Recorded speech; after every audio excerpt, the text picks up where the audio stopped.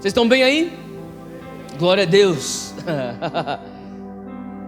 Colossenses 2,6, olha só o que a palavra diz. Paulo fala para a igreja de Colossenses: porque assim como vocês receberam Cristo Senhor, Cristo Jesus o Senhor, continue andando nele. Fala comigo, receber. Fala comigo, receber. Fala comigo, andar. São duas coisas diferentes se você não entendeu. São dois verbos diferentes. Um verbo é receber, outro verbo é andar. Paulo está falando: assim como você recebeu Jesus, também, assim também, andai nele. Você está vendo aí no teu texto? Ele está falando assim: assim como você recebeu Jesus, também andai nele. Deixa eu falar uma coisa: existem muitas pessoas recebendo Jesus. O IBGE diz que 25% da nação brasileira se diz evangélico. É bastante gente. Para pensar, 190 milhões, um quarto de 190 milhões é muita gente. É quase 50 milhões. É muita gente. Quase 50 milhões de brasileiros receberam o Senhor Jesus. Mas quantos entendem que é uma diferença em receber Jesus e andar nele? Você sabia que existe agora a nova estatística do IBGE? Eu estava conversando com um amigo meu, deputado estadual, Carlos Alberto Bezerra Júnior. Ele é filho de pastor, ele é um pastor também lá na Comunidade da Graça. E eu estava tomando café com ele outro dia, ele falou assim para mim: Theo, você não vai acreditar. Eu falei: o quê? A nova IBGE. Eu falei: o que tem? 25% evangélicos. Eu falei: pô, era de se prever. Mas você não vai acreditar outra coisa. O quê? 2 categorias de evangélicos vão sair no novo IBGE. Como assim? Agora não existe mais a categoria apenas de evangélicos no IBGE. Existe a categoria de evangélicos praticantes e evangélicos não praticantes. Que vergonha. Para pensar, como é que você consegue ser evangélico e não praticante? Você é uma controvérsia em si, em pessoa. Você é um paradoxo ambulante. Como que você vai conseguir falar: eu vivo o evangelho, mas eu não ando no evangelho? Eu creio no evangelho, mas eu não vivo aquilo que eu creio? É basicamente isso que você está falando. E a palavra de Deus, ela é bem clara: assim como você recebeu, também andai. Por quê? Paulo sabia: uma coisa é você receber, a outra coisa é você andar. Uma coisa é você falar: Deus, eu quero Jesus no meu coração, eu vou lá para frente. Quando se faz o apelo, as pessoas vêm para frente, elas repetem uma oração, a gente comemora, e tem que ser comemorado, porque a própria palavra de Deus diz que no céu existe festa quando um filho vem para a casa do pai, e glória a Deus por isso. Mas quando sabe que isso aqui é só a partida, não é a chegada. Sabe, para você começar o teu andar com Jesus é fácil. A única coisa que você precisa fazer é crer. Crer e confessar com tua boca. Pronto, você começou, você já recebeu. Agora, para você andar é diferente. E Paulo fala assim: como você recebeu, também andai. Deixa eu falar uma coisa: quando você recebeu Jesus, eu imagino que você estava empolgado, ou você estava chorando, ou você estava tremendo, ou você estava berrando, ou você estava pulando, ou você estava, meu Deus do céu, você estava de algum jeito, sim ou não? Ele falou assim: dessa mesma maneira, andai. Eu lembro quando eu recebi Jesus no meu coração. Eu tinha 5 anos de idade. Eu estava no retiro de crianças da minha igreja local, e minha mãe estava me ajudando a fazer a mala. Ia ser meu primeiro retiro. Meu primeiro retiro que eu ia. Eu tinha 5 anos de idade, estava morrendo de medo. Eles falavam que à noite vinham os fantasmas, e eu estava morrendo de medo, porque eu ia estar longe da minha casa. E minha mãe falou assim: não, você não precisa ficar com medo, papá. Enfim, a gente fazia retiro num lugar que era a igreja católica, era dona desse lugar, ele chamava Paulo VI, e ele tinha os corredores compridos, e tinha crucifixo em todos os quartos, e eu lembro que a gente ia para os corredores, era mais ou menos uns 10 moleques de 5 anos de idade, a gente ficava andando naquele corredor escuro, e não sei se você já teve a situação quando você era moleque, você brincava assim, você ia para um lugar escuro, e daí você ia, e todo mundo quieto, até alguém fala assim: e sai correndo. Não aconteceu nada. É só porque alguém berrou, todo mundo saiu correndo. Sabe o que eu estou falando? A gente fazia isso. Então eu estava naquele retiro, e eu lembro que minha mãe falou assim para mim: a professora de escola dominical, ela ia estar ministrando lá no retiro. Ela foi a minha professora de escola dominical dos meus 3 anos de idade até meus 12 anos de idade. O nome dela é Tia Teresa. Ela é uma senhora japonesa, bem de idade, até hoje está lá na nossa igreja, serve fiel como uma das líderes, tia Teresa Tachikawa. E ela falava assim, minha mãe falou assim, um dia, nesse retiro, quando a tia Teresa fazer uma pergunta, quem quer nascer de novo, você vai levantar a tua mão. O que você vai fazer? Vou levantar minha mão. Tá bom. Então a tia Teresa foi lá e ela chegou e falou. E aí no final falou assim, quem quer nascer de novo? Eu levantei minha mão. E daí ela falou assim, repita comigo. Ela fez a oração do pecador de entrega, e eu me entreguei para Jesus, e eu realmente creio, eu fui salvo aquele dia. Mas sabe, eu cresci numa casa, eu cresci neto de pastor, eu sou filho de pastores, eu sou sobrinho de pastores, primo de pastores. Eu falo lá em casa, tudo é pastor, até o cachorro que era pastor alemão. E a gente era rodeado daquilo. E quando eu tinha 18 anos de idade, eu era forçado, eu era aquele cara que, sabe, numa época a minha igreja, a Monte Sião, ela não estava no Morumbi, ela estava no bairro de Pinheiros, zona oeste de São Paulo. E naquela época a gente não tinha nosso prédio próprio, e nós usávamos um colégio público para fazer nossos cultos. E de manhã a gente tinha que chegar cedo e tinha que varrer e limpar o colégio inteiro antes do culto. Então 7h30 da manhã, eu aos meus 8 anos de idade estava lá com uma vassoura varrendo o pátio da igreja. Minha mãe me acordava, eu tinha que ir, eu e minha irmã. E eu lá 7h30 da manhã, fazendo um trabalho escravo evangélico. De manhã, limpando até as 8h30. 8h30 começava a reunião pré-culto, reunião de oração pré-culto. 8h30 até as 9h30. 9h30 começava o culto. O culto ia até mais ou menos umas 11h30. Depois 11h30 você tinha que ir para a escola dominical. A escola dominical era das 11h30 até mais ou menos meio-dia e meia. Depois a gente saía para o almoço e voltava para mais culto à noite. Eu fui aquele moleque que cresci na igreja. Cara, eu tinha igreja para tudo. Era igreja crescendo. Tinha 18 anos de idade e um dia eu estava jogando bola e um técnico de futebol americano veio e falou comigo. Falou para mim e para meu amigo: vocês querem fazer faculdade nos Estados Unidos? Tem uma bolsa para vocês estudarem em faculdade? Eu falei, pô, como não? Ele falou assim, então você vai fazer esse teste em tal lugar, você tem que fazer também essa prova, também que é uma prova escrita. A gente fez tudo o que ele falou e pela graça de Deus eu recebi essa bolsa de estudos e eu fui fazer então faculdade nos Estados Unidos. Aos 18 anos de idade eu me mudei do Brasil para os Estados Unidos. 18 anos de idade, estou livre, finalmente, meu berro de liberdade. Eu estou lá morando numa faculdade, numa república de universidade, e de repente eu me encontro num lugar onde está todo mundo fumando maconha, todo mundo está bebendo, todo mundo pegando mulher, é festa para toda noite, balada. De repente eu falei, cara, Deus, eu falei para Deus coisas que pessoas falam para Deus, mas nunca vão assumir que falam isso para Deus. Eu falei para Deus, eu estou na faculdade, eu tenho 18 anos de idade, por que eu não posso curtir a vida?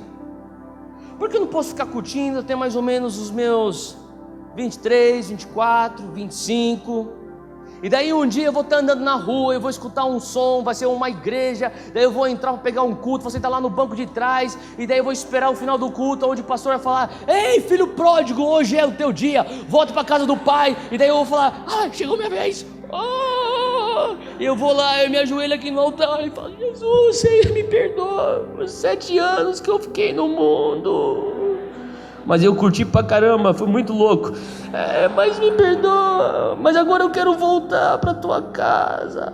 E daí Jesus vai me receber de volta, e daí eu vou ficar, consegui, a estratégia deu certo, eu curti minha vida lá no mundo, e agora eu consegui voltar, e agora, cadê a irmãzinha pra casar? Porque na balada eu não estou procurando a irmã para casar, aqui eu estou procurando para casar. Sabe, isso passa na cabeça, irmã, isso passa na cabeça dos jovens. Não é verdade? Poucos vão admitir, eu estou admitindo, eu pensava assim, daí eu estava lá, eu comecei com 18 anos, daí era balada, 19 anos de idade, balada, 20 anos de idade, balada, e meu amigo que estudou comigo lá em São Paulo, que estava fazendo faculdade, jogando bola lá na Flórida, ele me ligou e falou, Theo, tem uma semana de férias, que era como se fosse, uma semana como se fosse carnaval. Ele falou assim, cara, essa semana, o que você vai fazer? Eu falei, cara, não estou pensando em nada. Ele falou assim, vem pra cá, traz teus amigos aí. Eu morava no nordeste dos Estados Unidos. Ele falou assim, eu pego o carro, desce a costa leste, vem aqui pra Flórida, a gente vai fazer festa toda noite. Eu chamei meus amigos, a gente era mais ou menos uns 15 caras, a gente se enfiou em 3 carros, a gente pegou e descemos, nós dirigimos 18 horas, chegamos na Flórida e começamos, balada, e nossa rotina era, a gente acordava umas 3 horas da tarde, a gente pegava alguma coisa para comer, A gente ia para a piscina até umas 6, 7 horas da noite, voltava, tomava banho, se arrumava, ia para o bar, começava a beber um bar, depois ia para outro bar, bebia um pouco mais, daí a gente pegava a balada. Ia para uma boate, depois uma outra, mais uma outra. Era isso que eu fazia, era toda noite era isso. E eu lembro que eu estava já no meio de uma balada lá em Tampa, na Flórida, 20 anos de idade. Eu estava muito louco, e eu estava bêbado, já fazia mais de 10 horas. Eu estou lá no meio da pista de dança, é menino tocando, pá, pá, sonzeira, os caras, as minas, tá tudo lá, tá curtindo, tá, e de repente eu comecei a sentir um negócio diferente. Falei, não, cara,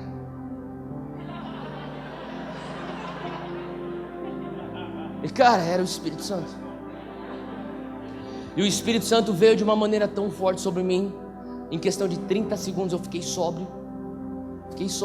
E quando eu fiquei sóbrio, eu fiquei debaixo da convicção do Espírito Santo. Cara, eu tô falando no meio da pista de dança isso. A galera tá tudo dançando ao meu redor. De repente eu tô convicto. Cara, eu tô convicto do meu pecado.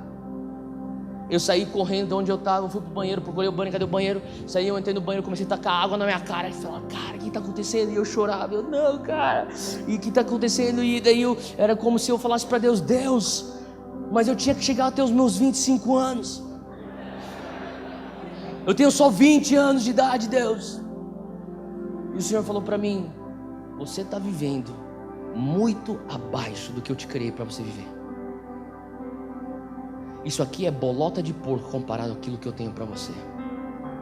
E o Senhor começou a falar para mim, eu vou te mostrar o prazer que é me servir. Sabe, até então, não é porque a minha mãe me ensinou assim, meus professores me ensinaram assim, meus pastores me ensinaram assim. Eu tava numa mentalidade religiosa que servir a Deus era uma penitência. Eu tinha que acordar às 7:30 da manhã num domingo para varrer um pátio, que daí eu tinha que ir uma reunião de oração, eu tinha que ir para um culto, depois tinha que memorizar versículo bíblico para escola dominical. E para mim tinha que ir para retiro, e daí eu tinha que fazer, as viagens missionárias, daí eu tinha que fazer... Era uma penitência. E Deus estava falando para mim, não, eu vou te mostrar que andar comigo é prazeroso. É mais prazeroso do que os teus amigos estão fazendo na pista de dança. Eu vou te mostrar que comigo não existe ressaca, que comigo não existe consciência pesada. Deixa eu te falar uma coisa para você. Você que está aqui na igreja hoje, a pior coisa que existe no mundo é você ficar em cima do muro. O crente que fica em cima do muro é o cara mais desgraçado. Deixa eu falar por quê. Ele é miserável porque ele não consegue pecar gostoso. É ou não é? Ele não consegue pecar gostoso, ele também não consegue se render em adoração completa, entrega total no altar. Ele não consegue. Ele é uma tortura. Ele está na balada, ele está na noite, daí os amigos dele tudo fazendo as coisas erradas, ele um pouquinho disso, não, nem tanto, só um pouquinho, mas daí ele vem para a igreja, daí os amigos deles que estão vivendo por Jesus estão na presença, e ele está lá. Que vida miserável, cara. Você não é nenhum nem outro. Você não consegue pecar bem, você não consegue servir a Deus bem. Eu estava lá e Deus falava para mim assim, sabe, chega de ficar em cima do muro. Sabe, a coisa mais louca é que eu estava longe de Deus, mas eu tinha temor de Deus ainda. Glória a Deus por mães que oram e avós que oram, sim ou não? Deixa eu falar uma coisa para você. Quando você tem uma mãe de oração, uma avó de oração, até um pai e um avô, mas na maior parte das vezes são mães e avós, eu falo para você, você tem um temor de Deus dentro de você? Cara, você tem um gancho aí que não adianta, cara. Você pode ir lá para a China, você está enganchado ainda, cara. É o gancho do temor de Deus, cara. Eu falo para você que a minha mãe, ela me ligava toda segunda-feira. Eu morava lá nos Estados Unidos, nessa república de faculdade. Ela me ligava toda segunda-feira. E sabe, naquela época não existia internet, só que a internet não era tão assim, fácil acesso como ela é hoje. Estou falando de 1999. E minha mãe me ligava e a gente tinha que ser bem rápido e direto no telefonema. Ela perguntava, como que você está? Como estão os seus estudos? Como estão as notas? Como que você está indo? E eu sempre que ela falava, ela sempre perguntava uma coisa. Era segunda-feira que ela ia ligar, ela perguntava, você foi para a igreja ontem? Você está lendo tua Bíblia e fazendo teu devocional todo dia? E uma coisa que eu nunca conseguiria fazer era mentir para minha mãe. Então eu falava assim, mãe, você foi para a igreja ontem? Fui. Porque eu nunca perdi um domingo de igreja, mesmo afastado. Por isso que não é porque só você está vindo para a igreja quer dizer que você não está afastado. Cara, eu saía da balada, noite, estava muito louco, eu sentava lá atrás. Às vezes eu estava tão louco que eu via o pastor flutuando assim, ó. Eu ia com o moletom, botava tipo um cabuzinho assim, ó, ficava lá atrás. Ficava 10, 15 minutos só para falar que eu fui, vazava, ia para o estacionamento e vazava para a faculdade. Entrava na República, caía na cama e dormia.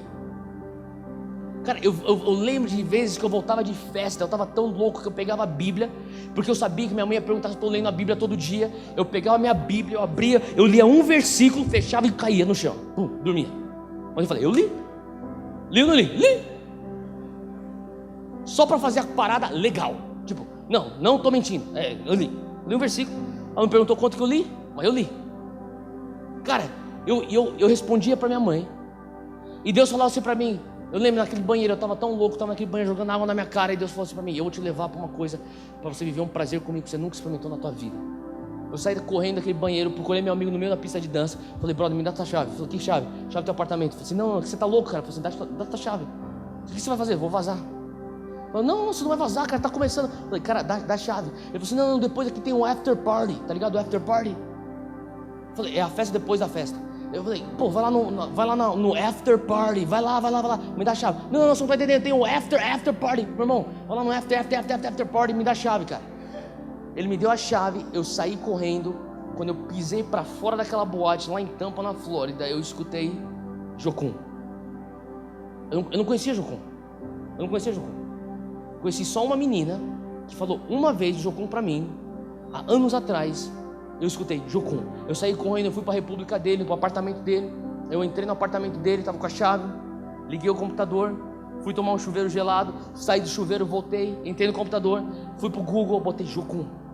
Descobri que era Jocum, descobri que a sede internacional da Jocum era no Havaí.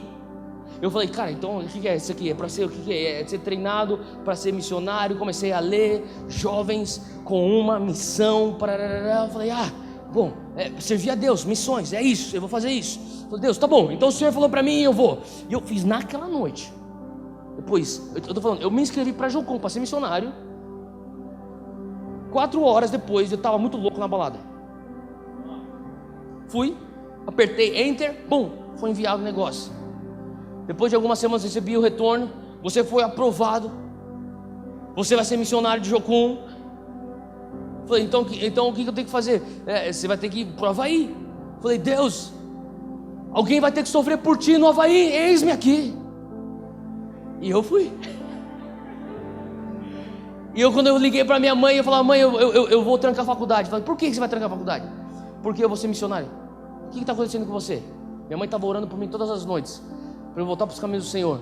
Aí você, o que está acontecendo com você? Eu tive um encontro com Deus, eu tenho que voltar, eu tenho que sair de onde eu estou. Eu estava morando num lugar onde meus amigos, no ano seguinte, nós íamos alugar uma casa, ia morar 12 caras nessa casa, era uma casa grande, você imagina, não ia prestar, né?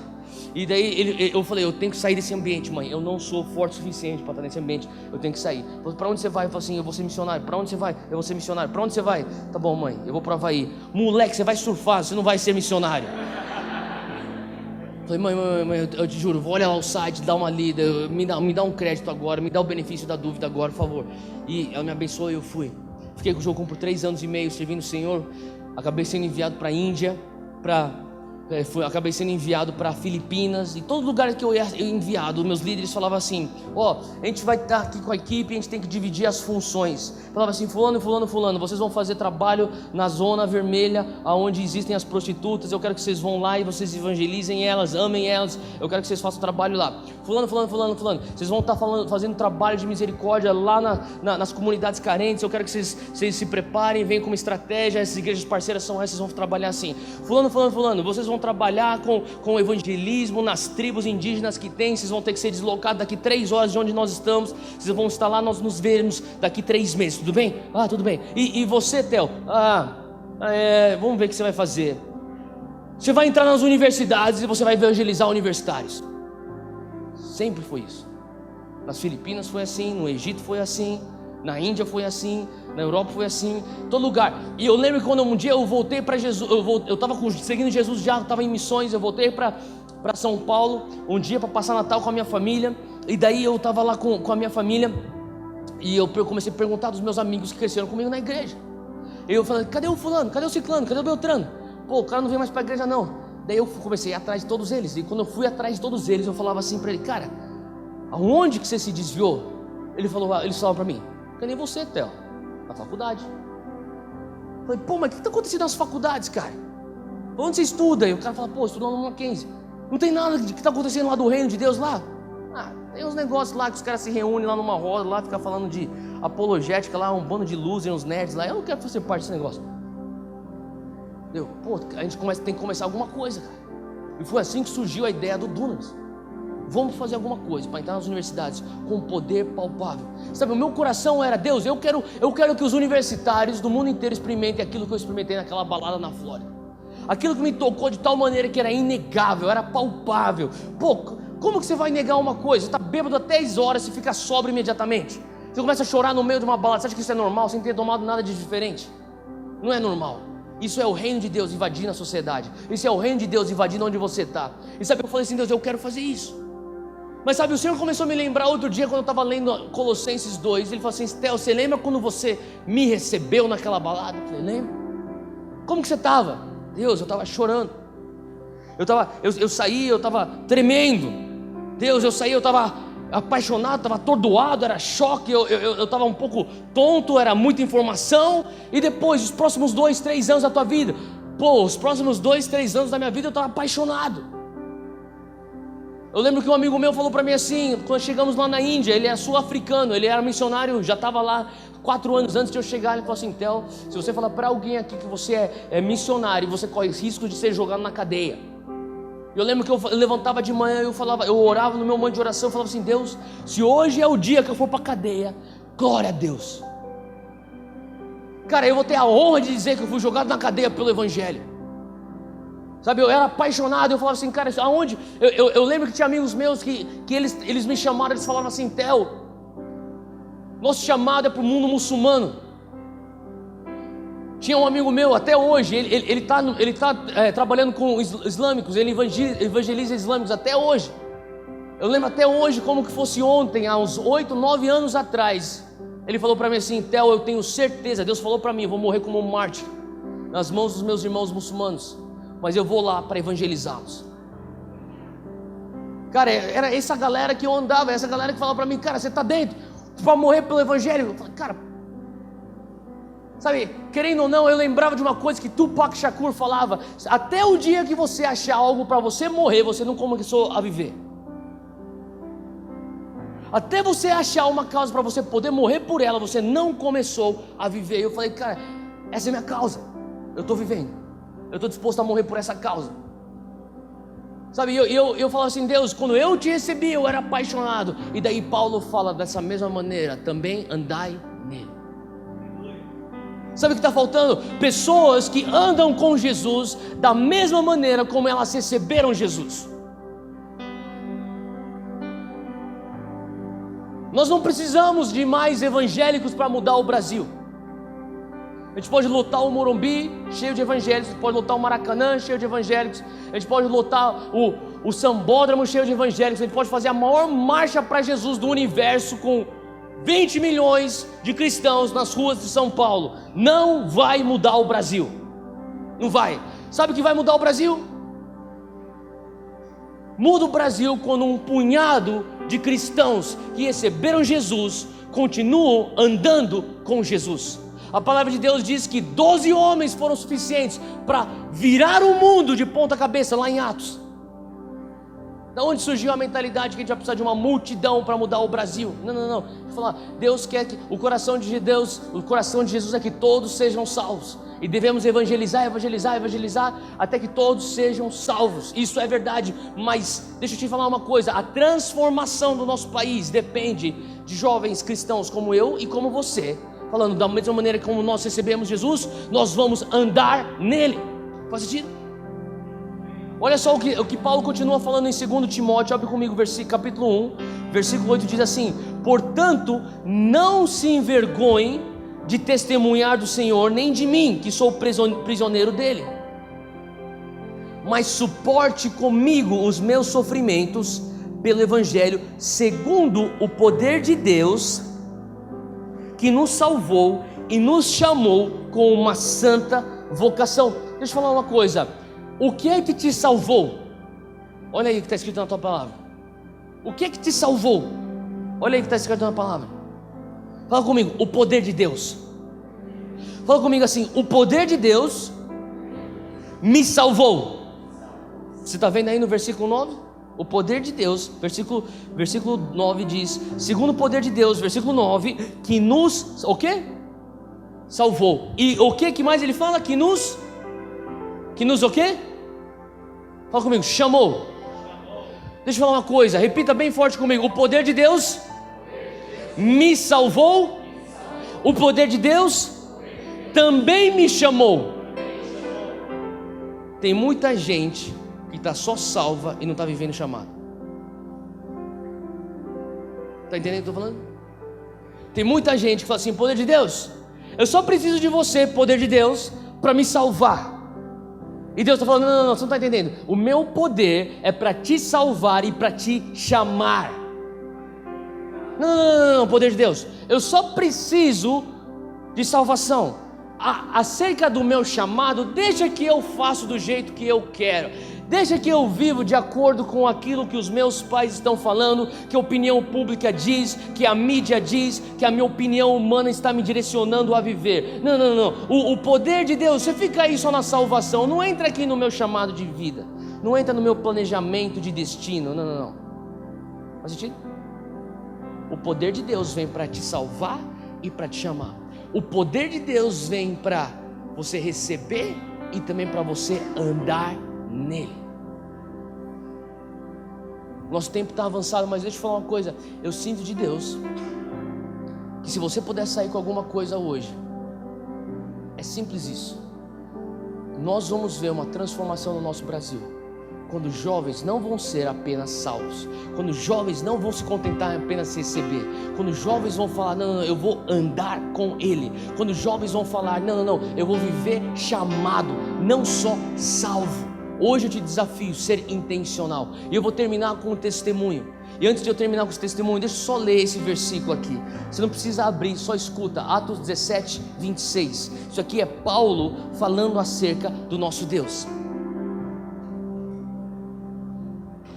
Ele fala assim: de um só fez ele todos os povos, para que povoassem toda a terra, tendo determinado os tempos anteriormente estabelecidos e os lugares exatos em que deveriam habitar.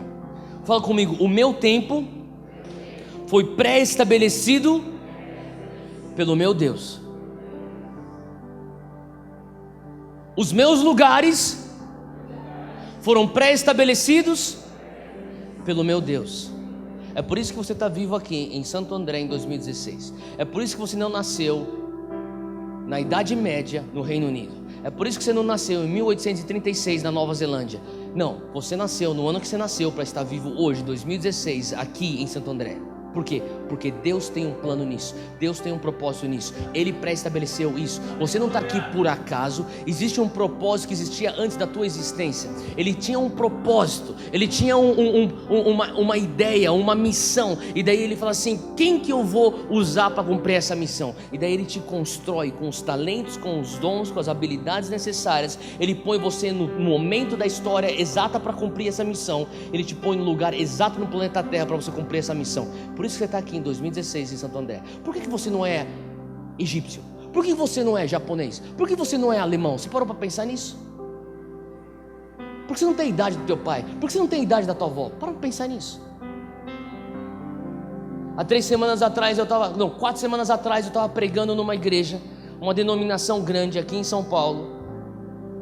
Eles têm um canal de televisão, eles têm um programa de televisão. Eu estava fazendo uma entrevista e o cara falou para mim assim, o pastor falou assim: Theo, eu quero que você fale para os jovens um conselho bem prático para 2016. Estamos começando, era janeiro de 2016, dá um conselho bem prático para os nossos jovens. E eu falei assim, tá, eu vou falar, ó, galera, jovens, sejam, se apaixonem por Jesus, amem a Jesus e amem o teu próximo e o resto é resto. Tudo bem assim? Daí o cara, não, tá ruim, Theo, faz de novo, vamos fazer um outro take aí. Ele falou pro cara, vamos fazer outro take aí, vamos lá.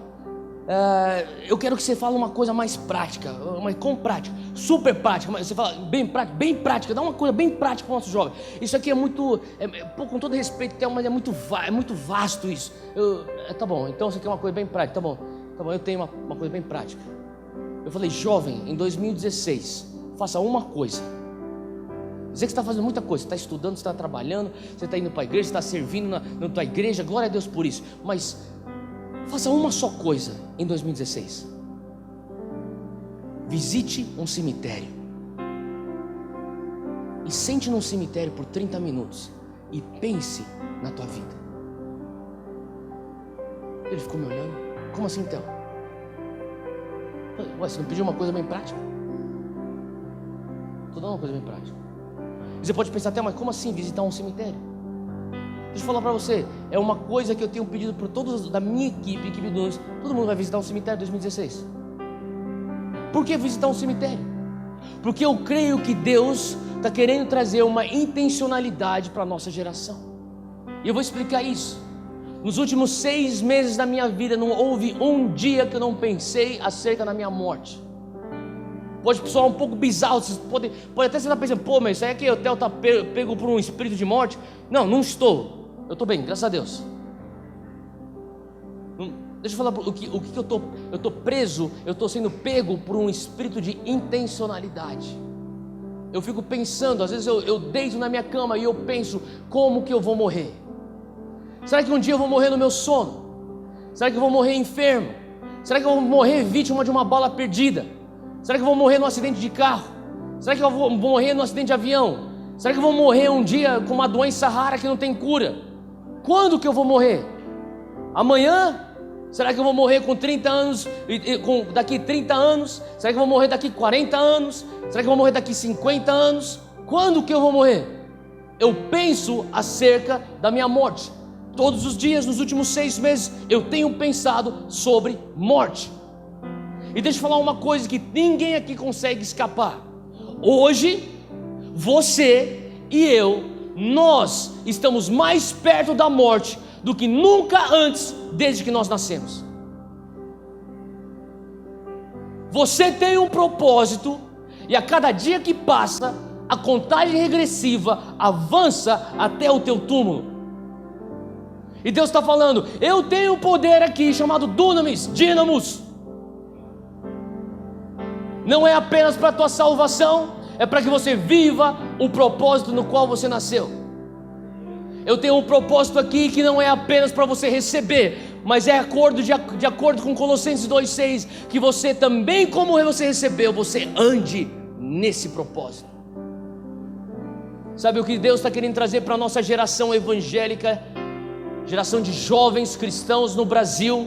É intencionalidade. Nós estamos sendo bombardeados por uma cultura gospel. Para todo quanto é lugar que você olha, tem alguma coisa gospel. Tem caderno gospel, tem um disco gospel, tem televisão gospel, tem rádio gospel, tem até calça jeans gospel. Outro dia eu estava saindo do aeroporto de Guarulhos e saí e vi uma propaganda gigante de uma mulher com uma calça jeans e falava de calça jeans evangélica. Desde quando calça jeans aceita Jesus? Cara, a gente está sendo bombardeado pela cultura evangélica. E deixa eu falar uma coisa, você pode muito bem, mais do que você imagina, tão fácil você ser preso nessa frenesi evangélica e você ficar ocupado de conferência, pós-conferência. Deixa eu falar uma coisa, não vá para uma conferência Dunamis, não vá para nenhum evento do Dunamis se você não for intencional naquilo que você está buscando de Deus. Não vá. Eu sei que eu lidero o Dunamis, eu faço propaganda das coisas do Dunamis. Não vai nada do Dunamis se você vai, eu vou lá porque eu estou na moda. Por favor, não vá. Seja intencional no que você está fazendo. Não, por que você vem para a igreja? Eu estou falando para você, existem milhares e milhares e milhares de jovens todos os domingos que estão indo para suas igrejas evangélicas, todos os sábados à noite que estão indo para os seus cultos de jovens evangélicos, que nem nós estamos aqui hoje, estão vivendo sem intencionalidade. São salvos, mas estão tão longe do chamado quanto nós estamos longe da China. Estão tão longe de cumprir aquilo que Deus chamou para cumprir. E fala uma coisa: se nós morrermos hoje, o Brasil não vai sentir a nossa falta. Vocês estão recebendo aqui o Gustavo Paiva. Quando ele vier, vocês podem até perguntar, ele vai te contar essa história. Agosto de 2015, eu fui para Congonhas para pegar o Gustavo Paiva e a esposa dele, a Mara. Peguei eles lá no aeroporto. Quando eu saí do aeroporto, eu falei: o que vocês querem fazer? Pô, a gente tá morrendo de fome, deixa eu te levar lá para um restaurante lá no shopping. Eu fui lá pro shopping. Quando eu parei o carro no shopping, assim que eu saí do carro, lá no estacionamento do shopping, eu escutei uma menina e uma mãe saindo correndo da rua, entrando pro estacionamento, e elas estavam berrando num desespero. Não era tipo uma brincadeira, era desespero. Elas começaram a correr na nossa direção. Daí eu comecei a andar na direção delas e eu falei: calma, calma, calma, calma, o que está acontecendo, o que está acontecendo? Daí a menina parou, ela não conseguia falar, ela ficava assim. Daí eu falei: calma, moça, o que está acontecendo? Ela falou assim, ela apontou para a rua e falou assim: ele está morrendo, está morrendo, está morrendo. Eu falei: o que aconteceu? Ele acabou de levar um tiro. Daí, na hora, eu e o Gustavo Paiva, a gente saiu correndo. A gente saiu do estacionamento, a Mara, a esposa dele, veio atrás da gente. A gente saiu num gás, a gente atravessou a rua. Quando eu atravessei a rua, eu vi, tinha um carro, as portas abertas, tinha um corpo no chão. O cara estava deitado no chão. Quando eu cheguei perto do cara, ele tinha recebido 2 tiros no peito, estava sangrando. Na hora, eu e o Gustavo, a gente ajoelhou perto dele, a gente começou a botar a mão no ferimento, estancar o sangramento. A gente começou a orar, o Gustavo começou a expulsar o espírito de morte. Eu comecei a declarar vida em nome de Jesus: você vai ressuscitar, você vai voltar, volta, volta, volta. E o cara estava de olho aberto, ele estava quase fechando. A gente falava: volta, cara, abre os teus olhos, você está aqui, vem cá, vem cá, vem cá. E daí ele ficava olhando para mim. De repente tinha uma galera que estava se formando, todo mundo olhando. E daí uma menina que estava lá perto falou assim: eu vi tudo. Eu falei: o que aconteceu? Ela falou assim: vieram 2 garotos adolescentes, vieram com uma arma para assaltar esse homem. Quando ele tentou pegar a carteira, ele não achou a carteira. Ele saiu do carro para pegar na mala, que tinha uma mala no banco de trás. Quando ele pegou na mala de trás, no banco de trás, ele não tinha a carteira lá. E daí os meninos ficaram bravos que ele não tinha a carteira e dispararam 2 tiros, saíram correndo, entraram naquela rua direita e fugiram. Tinha um menino lá com capuz vermelho. Vocês já chamaram a polícia? Chamou uma polícia já? Alguém chamou a ambulância? Já estamos chamando a ambulância. E a gente ficou lá, e nada de ambulância. 5 minutos passando, 10 minutos, nada. 15 minutos, nada. De repente eu falei: cara, não é possível, cara. Eu saí correndo, eu entrei no shopping e eu lembrei que todo shopping de São Paulo tem bombeiro. Eles precisam ter bombeiro por lei. Saí correndo. Quando eu estava entrando no shopping, eu me dei de cara com um bombeiro. O bombeiro estava na porta do shopping, olhando para o outro lado da rua, tudo acontecendo. E eu cadê falei assim: você tá maluco, cara? Por que você não tá lá com aquele cara? Você é bombeiro, não é? Ele falou: sou. Eu falei assim: vai lá, cara, vai socorrer o cara. E ele falou assim: calma, japonês, calma, japonês. Eu falei: que calma, cara? Ele falou assim: eu não posso. Eu falei: por que não pode? Porque eu só posso atender dentro dos recintos do shopping. Eu falei: meu irmão, é uma vida, cara. Ele está morrendo, ele tem 2 balas no peito. Vai lá e socorre ele agora. Eu não posso. Daí eu comecei já a entrar, eu comecei a fazer uma cena naquele shopping. Comecei: pelo amor de Deus, aquele cara lá é o pai de alguém, é a mãe, é o filho de alguém, ele é o marido de alguém. Vai lá e ajuda ele. Daí os caras: calma, japonês, calma, japonês. Esse shopping é do lado da minha casa, eu vou lá todo dia. Toda vez que eu passo lá, os caras: o japonês bravo lá. Todos os lojistas me conhecem. Eu briguei, eu quebrei o pau, chutei, acho que até chutei uma lata de lixo lá. E, cara, eu saí correndo, voltei pra rua. Quando eu voltei pra rua, tinha um rapaz, devia ter seus 20 e poucos anos de idade. Ele catou e falou assim: vamos fazer alguma coisa. Eu falei: o que você quer fazer? Eu falei: vamos achar uma ambulância. Ele falou assim: vamos correr 2 quadras pra lá, a gente vai cair na Avenida Giovanni Gronk. Lá sempre tem uma viatura e às vezes tem ambulância por lá. Vamos correr lá e pedir pros caras virem. Beleza, a gente saiu correndo, chegamos na Avenida Giovanni Gronk. O cara viu uma ambulância presa no trânsito. Aqui é sexta-feira à noite, trânsito, tudo tá parado. Ele falou assim: eu vou atrás da ambulância, você para o trânsito para ele vir na contramão. Eu falei: beleza. Daí eu parei, fiquei no meio da Avenida Giovanni Gronk. Paramos o trânsito. Ele catou o cara lá, ele subiu, botou a ambulância, subiu sobre a ilha, entrou na contramão e veio a milhão. Virou a curva à esquerda. A gente foi correr atrás da ambulância, o cara subiu pela rua. Quando a gente chegou lá, Finalmente, assim que a gente chegou lá, a SAMU estava vindo pela rua de cima. Se encontraram bem na mesma hora. Até então, 28 minutos até o cara ter sido atirado. 28 minutos o cara está lá, no asfalto. E nesse ínterim aqui, eu falei pro Gustavo, você fica aí orando e eu vou atrás de socorro. E daí o Gustavo ficou lá orando com o cara. 28 minutos. Nada. Finalmente chegou a ambulância. A gente catou, foi literalmente, eu e o Gustavo, a gente pôs o cara em cima da maca, levantamos a maca. Sabe aquelas macas que você levanta, cai a roda, né, os pés com a roda. A gente empurrou ele para dentro da ambulância. Quando eu tava para botar ele para dentro da ambulância, a gente botou ele. Eu tava para sair, para fechar. O Gustavo falou assim, calma. Ele saiu correndo, foi lá pro asfalto na cena do crime. Pegou um celular que caiu do bolso desse rapaz. Ele pegou o celular. Quando ele pegou o celular, sabe quando você aperta o botão, aparece a foto aqui assim? Ele apertou o botão. Ele falou assim que ele viu o cara com uma menina de mais ou menos uns 8, 9 anos de idade, que era a filha dele. Entrou na ambulância, botou o celular dentro do bolso. A gente fechou a porta. Os caras saíram a milhão, foram tentar procurar um hospital mais perto. E por mais que a gente tinha orado tudo que a gente tinha que orar, a gente repreendeu tudo que a gente tinha que repreender de espírito de morte, alguma coisa de mim falava, esse cara não vai sobreviver. 2 semanas mais tarde eu estou terminando um culto na minha igreja. Eu termino com uma oração, em nome de Jesus, amém, tenha um ótimo almoço, Deus abençoe, uma ótima semana. Eu vejo um líder da nossa igreja aqui na frente assim, ele sinaliza para mim, fala assim, ó, eu vou lá. Eu falo, o que foi? Essa moça precisa de oração, está pedindo oração tua. Eu falei, tudo bem. Daí uma moça chega, vem para frente. Eu falei, pois não. Ela falou assim, você que é o pastor evangélico? Eu falei, eu sou pastor. Eu falei assim, você é o pastor que esteve com o meu marido nos últimos momentos de vida dele? Eu falei, quem é teu marido? Esse meu marido é um homem que foi baleado há 2 semanas atrás, lá na rua do Shopping Jardim Sul. Eu falei, fui eu. Eu falei assim, que bom que eu te encontrei. Ela começou a chorar. Eu falei, você precisa de oração? Eu falei assim, eu quero oração, mas antes de oração eu quero falar algumas coisas. Eu falei, o que foi? Eu quero falar para você quem era o meu marido. Meu marido era um esposo excelente. E o melhor pai que uma filha poderia pedir foi o meu marido para minha filha. Outra coisa, não sei se você sabia, mas ele era evangélico também. Eu disse, que bom, glória a Deus. Ele frequentava a igreja aqui, tem uma igreja no mesmo bairro que nós, uma igreja batista. Ele frequentava aquela igreja. Eu falei, pô, glória a Deus, que bom. Ela falou assim, você pode orar por mim? Eu falei, eu oro por você, se está precisando de alguma coisa, nossa igreja está aqui para te dar o suporte. Ela falou assim, não, graças a Deus a empresa que eu trabalho está me dando tudo aquilo que eu preciso, mas eu só queria que você soubesse quem é ele. E quero dizer para você uma coisa, ele vai fazer muita falta, porque ele era uma pessoa que fazia diferença. Desde aquele dia eu penso sobre a minha morte. Deus, eu quero fazer diferença.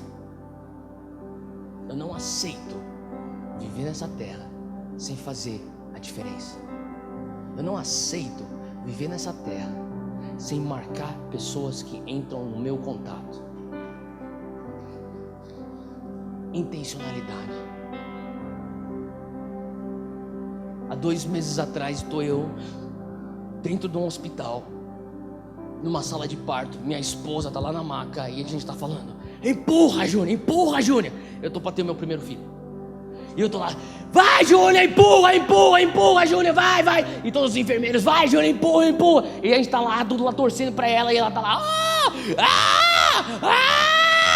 e tá lá aquele negócio todo lá, naipe filme. E eu tô lá, empurra Júnior. E daí eu falei pra médica, doutora, eu vou ser as primeiras mãos que vão pegar ele. Não pode. Eu falei, como não? Eu quero que as primeiras mãos que peguem o meu filho sejam as minhas mãos. Eu não quero de um médico, de um enfermeiro aí que eu nem conheço. Eu quero que seja as minhas mãos. Ela falou assim, não, você não pode pela lei. Eu falei, como não posso pela lei? É meu filho, eu que botei esse moleque aí dentro aí. Eu quero pegar ele com a minha mão. Ela viu que eu ia começar a brigar nesse ínterim. Tem todo mundo berrando, empurra Júnior.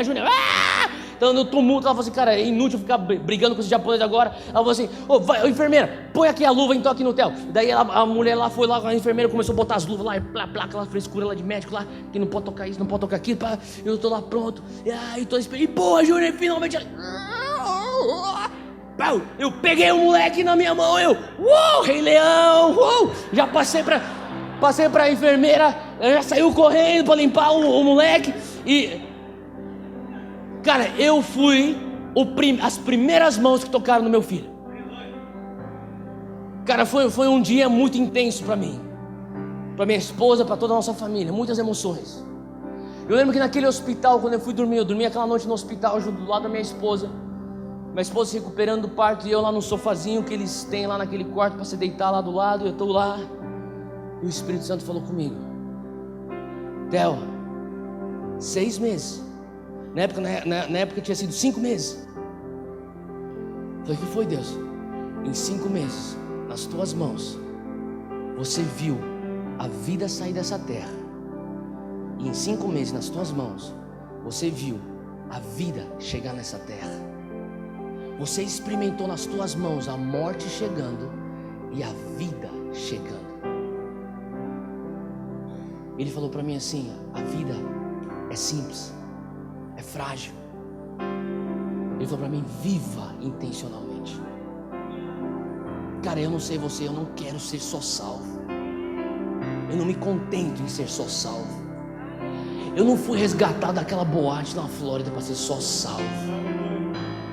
Eu não fui lá para os confins da terra servir com os meus irmãos que estão loucos para darem a sua vida pelo Evangelho, para agora voltar para o Brasil no meu conforto, da minha casa, para ser só salvo.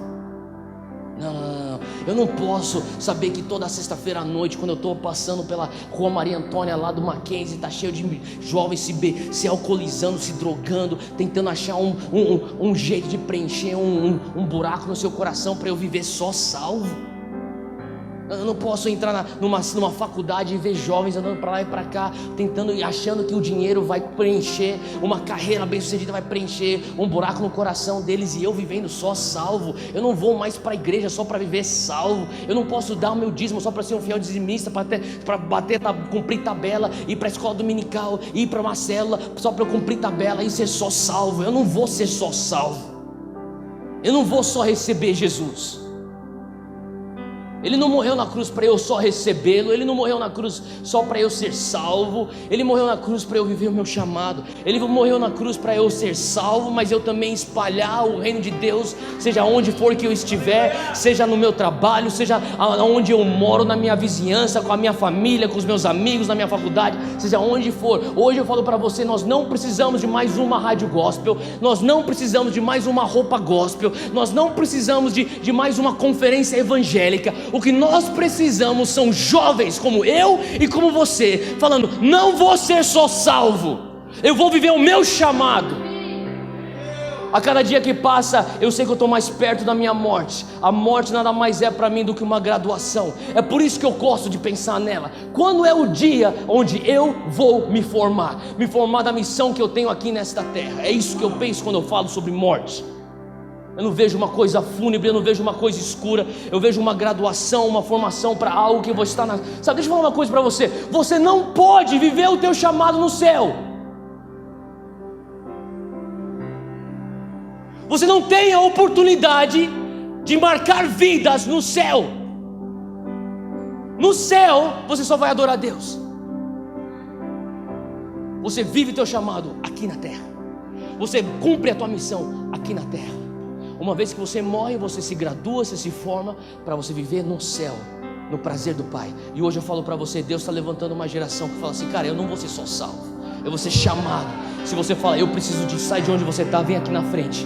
Eu quero orar com você hoje, eu quero impor minhas mãos sobre você hoje. Eu quero orar que Deus venha pôr uma paixão no teu coração hoje, que venha arder tão forte no teu peito, que você fala assim: cara, eu não posso só ser salvo, eu não me contento em só ser evangélico, eu não me contento em só ser cristão, eu não quero ser só gospel, eu quero ser um cidadão do reino, eu quero espalhar o reino. Se você está aqui em algum lugar, você fala assim: Deus, eis-me aqui. Acha um lugar agora entre você e Deus, se ajoelha aqui e você acha um lugar entre você e Deus. Hoje é uma noite onde Deus vai te marcar. Eu não estava falando de brincadeira quando eu falei que hoje seria uma noite de divisor de águas para você. Hoje Deus fala: ei, eu quero que você seja intencional. E nem se você tiver que visitar um cemitério ainda este ano, e você começar a olhar pelas lápides, e você começar a imaginar o que vai ser escrito na minha lápide. Quantas pessoas vão sentir a minha falta? Quantas pessoas vão falar que: ei, essa menina fez a diferença na minha faculdade. Essa menina fez a diferença na minha família. Algumas pessoas pensavam que ela era muito mansa, muito quieta, mas deixa eu te falar uma coisa, ela fez a diferença aqui nesse bairro. Eu falo para você que hoje é uma noite onde Deus quer começar a nos marcar com o fogo dele, com intencionalidade. Eu falo para você, é intencionalidade hoje o que ele quer fazer no nosso meio. Eu vou pedir para vocês adorarem o Senhor. A gente vai cantar uma canção. Enquanto nós adoramos o Senhor, antes de nós entrarmos em oração, comece a se apresentar e falar: Deus, eis-me aqui, marca-me hoje, traz uma sobriedade.